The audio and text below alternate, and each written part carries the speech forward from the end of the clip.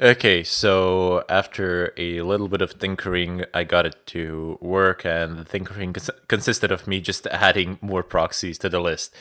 If you see that some of the servers are not responding, like that there's a continuous error or that it has been denied, just go ahead and remove it from the list. That's really all that you need to do. And as you can see, this is actually functioning. It is working. And if I just enlarge my browser here, you'll see that my IP address now is 189.80.33.48 in Tres Coracoes. Minas Gracias, Brazil. I have no idea where this is. It's in Brazil somewhere, but I have no idea where in Brazil.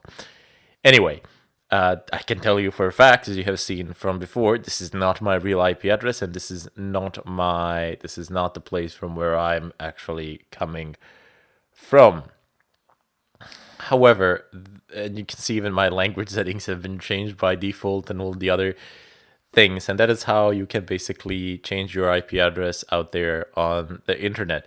However, if you have sticked around with the setup tutorials in the very beginning, where I've shown you how to configure Firefox, if you didn't really configure Firefox the way I have instructed you to, and if, for example, you visit a website such as Facebook with this IP, and then you visit a site, I don't know, such as Facebook or any other social media network, really, it doesn't need to be Facebook or whatever, uh,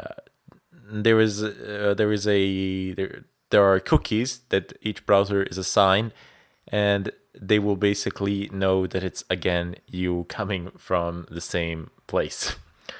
That's why you need to configure the Firefox to actually clear or not clear cookies and not store history. To clear cookies on exit, basically, to make sure that every time you start the browser, it's like a fresh cold start. Cookie is just one way of tagging the users, basically. So regardless if you're changing the IP address, your browser is actually tagged with the cookies that are stored in it.